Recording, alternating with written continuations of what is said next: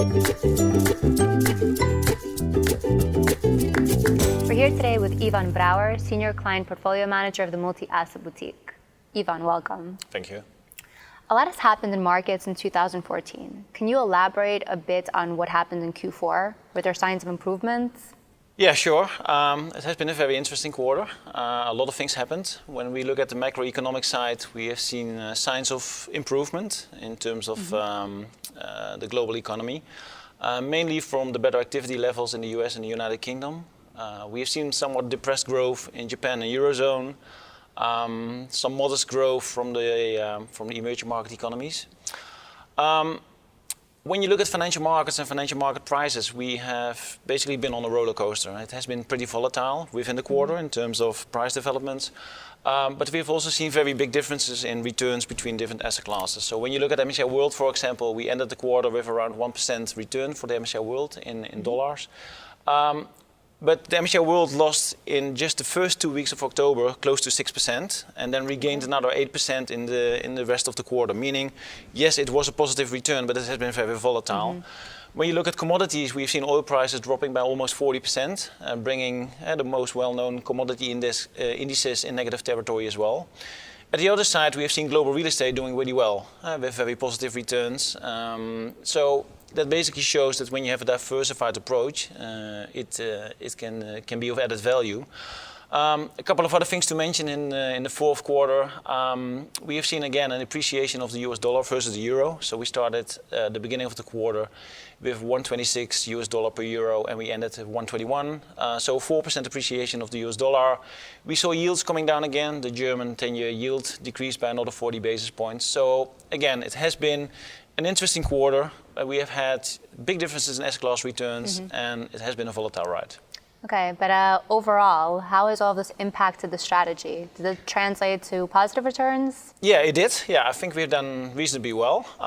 When you look at the strategy, the first class multi-asset strategy, we posted a gross return before fees of 2.9%, which is well above the return target. We closed the year 2014 with a total return of 10.5%, so we're really satisfied. Again, that's a gross number, but again, it's an attractive number and well above the return targets that we have as a portfolio manager. Very briefly, where did the return come from, right? So we have been allocating to global equities that contributed around 1.3% to the total return in the fourth quarter. Roughly 90 basis points from our allocations to global real estate. And the rest was basically gaining from our exposure to high quality or high rated government bonds, I should say, because of the declining interest rates. Okay, you've mentioned that it's been a roller coaster of a year. How has this impacted your positioning? Yeah, we made quite a couple of changes. I told you before, we have within the fund we have basically two buckets. A relatively safe bucket that basically consists of, again, high-rated government bonds, and we have a bucket that consists of risky assets. Now, the beginning of the quarter we had around 48% exposure on risky assets, and over the quarter we have basically been between 40 to 50% in risky assets.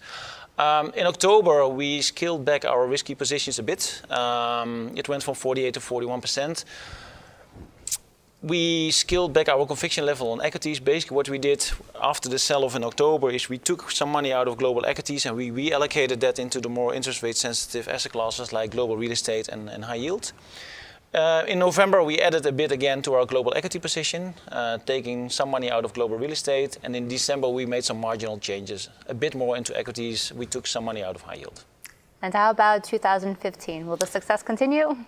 We hope so. Of course, we aim to deliver interesting returns. But talking about our current outlook, it's always, let's say, the view that we have today can be very different tomorrow. We have a flexible multi-asset strategy. Currently, we still have a risk-on stance, meaning we are looking at macroeconomic data, earnings data, default trends. We are still think they are positive for investments in the more risky asset classes. So we still have a tilt towards global real estate and global equities.